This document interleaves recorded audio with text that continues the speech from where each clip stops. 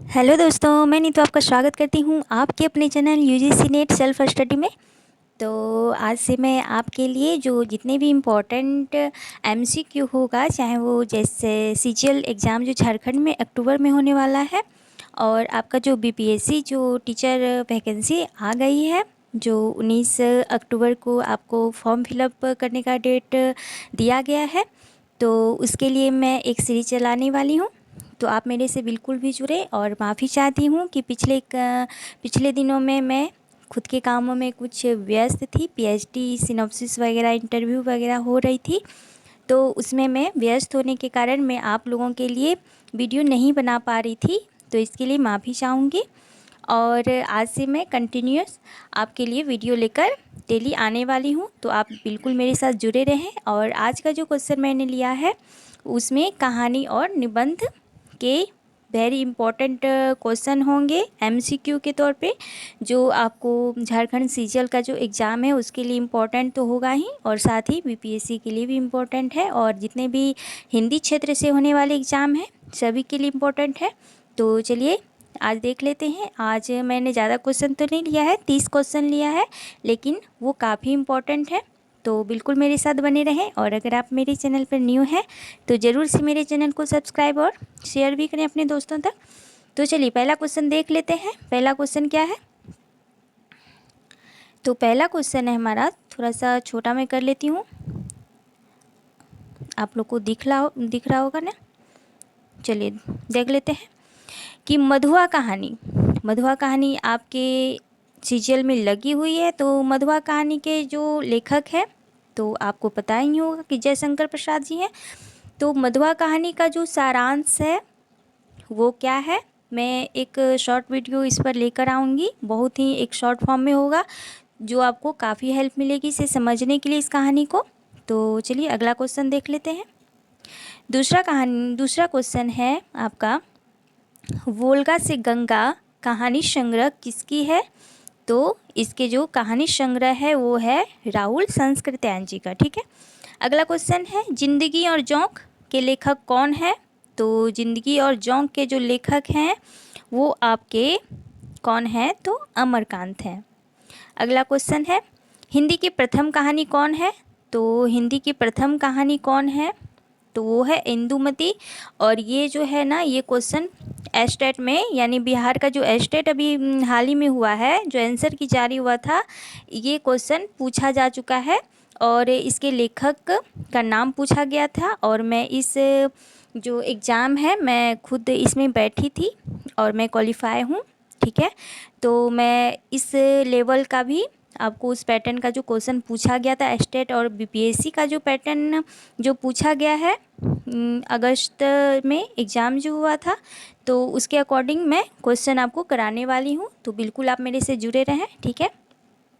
तो चलिए अगला क्वेश्चन देख लेते हैं। अगला क्वेश्चन है कि हिंदी की प्रथम कहानी किसे माना जाता है? देखिए घुमा फिरा कर वही क्वेश्चन पूछा जा रहा है, तो किसे माना गया है?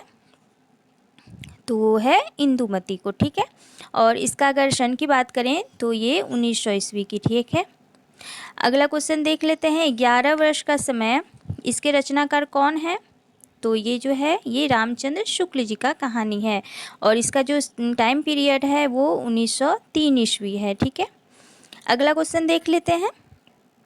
अगला क्वेश्चन है हमारा, जयशंकर प्रसाद की कौन सी रचना है? तो जयशंकर प्रसाद की आकाशदीप एक कहानी है, और कहानी संग्रह भी है। ठीक है। तो ये आपको ध्यान में रखना है। बाकी परीक्षा गुरु और सेवा सदन और प्रदीप किसकी रचनाएं हैं, जरूर से आप कमेंट बॉक्स में कमेंट कर बताएं। अगला क्वेश्चन है हमारा, राजा भोज का सपना के कथाकार कौन है? तो राजा भोज का जो सपना है वो श्री प्रसाद सितारे हिंद की रचना है। ठीक है। अगला क्वेश्चन है, हमीर हट किस प्रकार की रचना है? तो हमीर हट जो है वो है एक कथा साहित्य है। ठीक है। अगला क्वेश्चन है, तो ये वही कहानी है, तो उसमें पहले उसका लेखक पूछा गया था और इसकी विधा पूछी गई है, तो ये कहानी विधा है जयशंकर प्रसाद जी की। अगला क्वेश्चन है सॉरी, तो अगला क्वेश्चन है हमारा कि नमक का दरोगा के कहानीकार कौन है?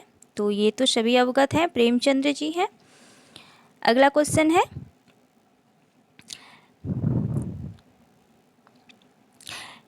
निम्नलिखित में से कौन सी कहानी भारतेंदु के पूर्व की है? तो इस तरह के क्वेश्चन पूछे जा रहे हैं सभी एग्जामों में, तो आपको ध्यान रखना है। तो रानी केतकी की कहानी जो है वो भारतेंदु के पूर्व की है, ठीक है, तो आपको इस तरह ध्यान में रखना है।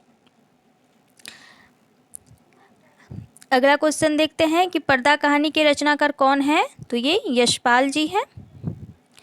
हरखू पात्र किस कहानी से संबंधित है? तो हरखू जो पात्र है वो है किस कहानी से है? तो बलिदान कहानी। तो बलिदान कहानी किसकी है? जरूर से आप कमेंट करें कि बलिदान कहानी किसकी है। मधुआ कहानी के रचनाकार हैं? तो ये तो वही है, घुमा फिरा कर पूछा गया है। दुलाई बाई किस विधा की रचना है? तो दुलाई बाई क्या है? तो एक कहानी है, ठीक है। अगला क्वेश्चन देख लेते हैं, अब निबंध से है कुछ क्वेश्चन, ठीक है। तो मैंने मिला जुला कर एक मिक्स क्वेश्चन एमसीक्यू तैयार किया है, और बाकी जो भी मैं क्वेश्चन कराने वाली हूँ वो भी इसी तरह होगा, मिक्स पैटर्न पर, क्योंकि अगर एक विधा पर मैं क्वेश्चन लेकर आऊँगी तो इस तरह आपको लगेगा कि सिर्फ कहानी से है, तो हो सकता है कि आपने पढ़ा होगा तो डायरेक्ट आप क्वेश्चन कर लेंगे। अगर मैं मिक्स विधा पर लेकर आऊँगी, कहानी, उपन्यास और निबंध वगैरह जितने भी हैं, तो आपका वहाँ पे जो है ना एग्ज़ाम जैसा लुक आएगा, और आपको पता चलेगा कि आपकी तैयारी कैसी चल रही है आने वाले एग्ज़ाम के लिए, ठीक है।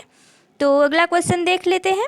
क्या अगला क्वेश्चन? शिक्षा का उद्देश्य, निबंधकार हैं, शिक्षा के उद्देश्य जो है उसके निबंधकार कौन है? तो हैं डॉक्टर संपूर्णानंद जी, ठीक है।